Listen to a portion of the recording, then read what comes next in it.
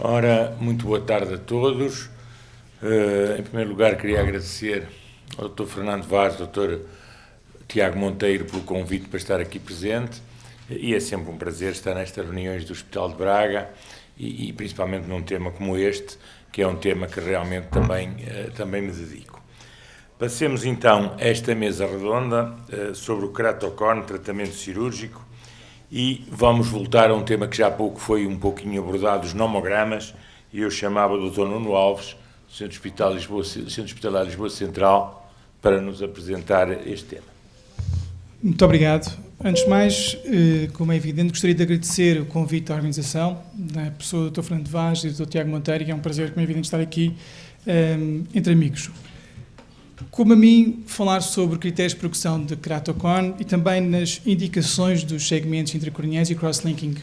Vou tentar abordar estas duas temáticas apenas no âmbito das indicações e deixar depois o desenvolvimento para a Andreia Rosa e para o Nuno Franqueira, que depois vão falar mais a fundo sobre cada uma destas opções terapêuticas. Nomeadamente em relação à progressão do keratoconus, múltiplos foram os critérios e os parâmetros que nos últimos anos, na última década, foram avançados como critérios-chave para o diagnóstico e da progressão do keratoconus. Desde parâmetros visuais, refrativos, parâmetros também topográficos e paquimétricos, todos foram avançados, mas todos também requereram alguma validação científica. De todos eles, se calhar o K máximo, está ali definido, foi aquele que, se calhar, maior adesão reuniu junto da comunidade e foi aquele que também foi mais usado. Mas hoje em dia sabe-se que também este parâmetro é um parâmetro pobre na forma como detecta a progressão do keratoconus, mas também na forma como se correlaciona com a gravidade do keratoconus. E muito fundamentado no facto de ignorar completamente a contribuição da face posterior nessa avaliação e, como sabemos, a importância da face posterior hoje em dia na detecção e no diagnóstico do keratoconus e também na sua avaliação da sua progressão. A questão aqui, no entanto, é difícil, porque o trabalho aqui e o desafio é encontrar um parâmetro que nos permita detectar alterações subtis no keratoconus, alterações essas que nos possam mudar a história natural da doença, interferindo cirurgicamente com o uso dos cross-linking ou o uso dos anéis interestromais. Porque detectar parâmetros que avaliem a progressão em keratoconus moderados a severos já teria pouco interesse na forma como nós conseguimos interferir nessa evolução natural da doença. Agora, é uma temática complicada, de tal forma que é complicada que um grupo de gente da comunidade da córnea, reconhecidíssima, e certamente reconhecem todos os que estão neste documento de consenso, reuniu-se no intuito de encontrar ideias de consenso em várias temáticas das doenças ectásicas da córnea, nomeadamente no keratoconus. E uma das temáticas que eles tentaram encontrar um consenso foi o que é a progressão e como é que se define progressão e como é que se avalia a progressão. A questão é que chegaram, o consenso foi que não existe ainda uma classificação e uma ideia consensual e universal em relação a isto. Há uma linha orientadora que sai deste documento, que é a progressão ectásica é uma alteração consistente nas avaliações sequenciais e longitudinais que são feitas, de pelo menos 2 parâmetros, mas que essa alteração seja maior do que o ruído da própria plataforma de medição, da própria variabilidade da plataforma. 2 dos seguintes parâmetros, de 4 possíveis: o aumento da curvatura anterior da córnea, o aumento da curvatura posterior, a diminuição paquimétrica e também um parâmetro importantíssimo que é o aumento da taxa de alteração da espessura de córnea da periferia para o ponto mais fino. Mas há também várias indefinições em redor deste tema, que é, muito bem, estes são os parâmetros, então quais são os valores cut-off a partir dos quais nós conseguimos definir e detectar uma real progressão? Acontece que esses valores cut-off objetivos têm que ser específicos de cada aparelho, não podem ser padronizáveis. Outro tema é com que frequência é que nós avaliamos sequencialmente esses doentes. Qual é o intervalo, a periodicidade que devemos fazer? A ideia geral, que é o que se faz, é que, como é evidente, o intervalo terá que ser mais curto quanto mais jovens forem os doentes. Mas que 1 mês, 3 meses, 6 meses, ficou por definir. E também o gold standard em termos de metodologia de avaliação topo/tomográfica. Qual é o aparelho mais fiável? Também não chegaram a um consenso. Aqui a ideia é que o façamos sempre com o mesmo aparelho quando avaliamos sequencialmente um doente com uma doença ectásica. Michael Bellin, também numa tentativa de responder a estas insuficiências da comunidade científica, está neste momento a tentar encontrar esses mesmos valores cutoff. Portanto, esses determinantes de progressão da doença ectásica e tentando encontrar um gold standard. Bellin, como Ambrósio, são uns defensores da tomografia e avaliação tomográfica no diagnóstico e seguimento do ceratocone e hoje em dia, cada vez mais, como já o Dr. Faria já o disse, que reúne mais consenso como o exame de eleição. E a ideia foi, pegando um pouco no trabalho feito com o Ambrósio, no Bellin and Ambrósio Ectasia Display, e também nos trabalhos que já realizados, nomeadamente na superfície de referência otimizada, encontrar uma forma mais real e global de medir verdadeiramente a ectasia. E o que eles fizeram foi, em vez de o que eles geralmente excluem quando tentam adaptar uma nova superfície de referência, eles vão agora avaliar essa área excluída. Vão avaliar essa área dos 3 milímetros centrados no ponto mais fino como a área mais representativa da ectasia corneana. E nasceu uma nova metodologia e também um novo sistema de classificação em que se propõe avaliar 3 parâmetros, nomeadamente o parâmetro do raio da curvatura anterior, o raio da curvatura posterior, a paquimetria, que são 3 dos 4 parâmetros que o grupo de consenso definiu como sendo os mais importantes, e um último, apenas uma questão de classificação, que é a melhor acuidade visual corrigida. E com isto, a ideia é tentar ter uma visão mais realista da ectasia corneana e podemos avaliá-lo sequencialmente estes mesmos valores. Agora, há aqui um detalhe. Qual é a variabilidade das medições desta mesma metodologia? E este é um trabalho que foi publicado há pouco tempo e neste momento é o que está em estudo. Já foram feitas avaliações da variabilidade em córneas normais, faltam agora a sua avaliação em córneas patológicas. E porquê? O coeficiente de reprodutibilidade é importantíssimo. Para terem uma ideia, e utilizando a plataforma do Pentacamp, que é a plataforma se calhar mais usada, o K máximo varia até 1 dioptria e meia, e isto é apenas a imprecisão do exame. Portanto, num ceratocone moderno, isto está estudado, podemos ter variações até 1 dioptria e meia sem isto significar qualquer alteração real na ectasia corneana.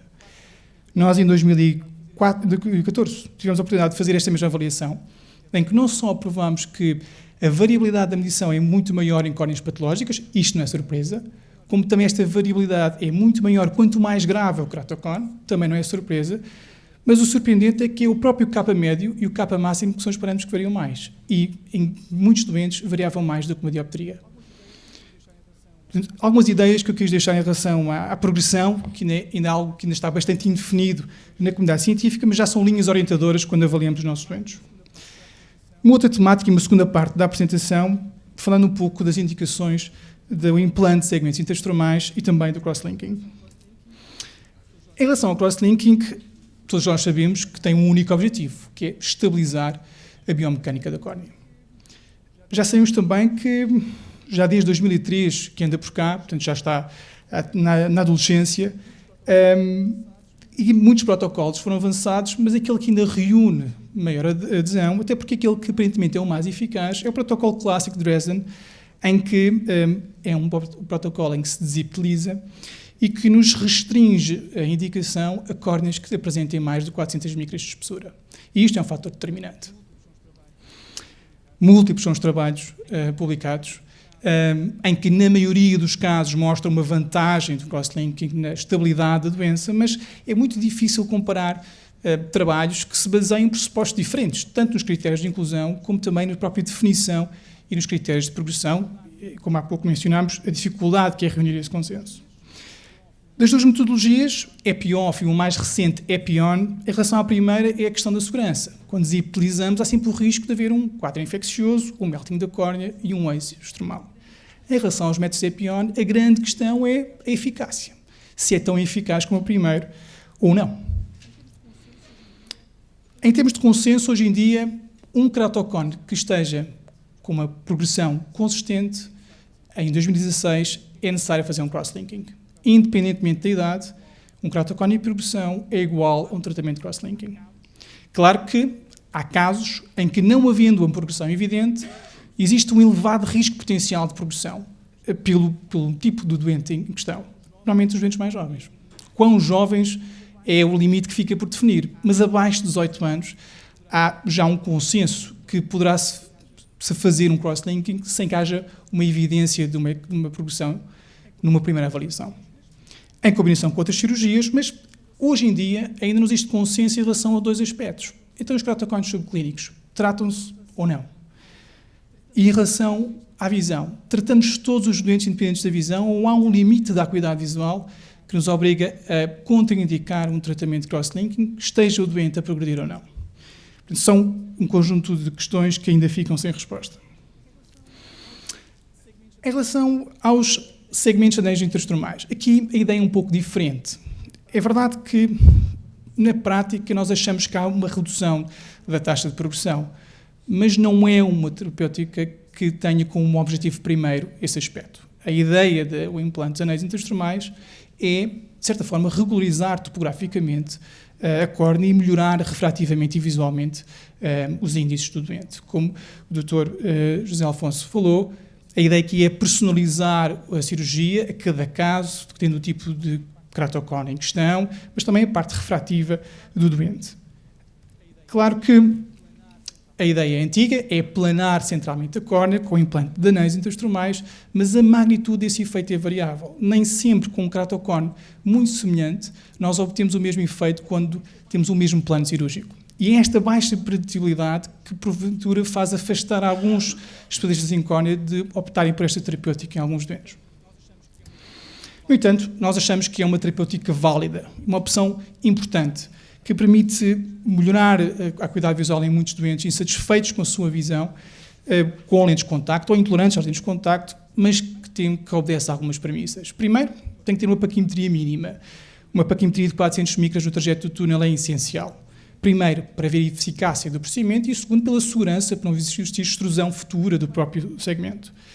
Também não faz sentido implantar anéis em keratocones muito evoluídos. Há aqui um limite de capas máximos entre as 60 dioptrias, vai lá, as 65 dioptrias, para que faça sentido optar por esta cirurgia. E, por fim, como é óbvio, não poderá haver uma cicatriz estromal, em que certamente colocaria em questão a reabilitação funcional. Em termos estratégicos, o nosso tomograma de decisão terapêutica em doentes com keratocone baseia-se em 3 variáveis, que são essenciais para definirmos o passo cirúrgico. Primeiro, a idade do doente.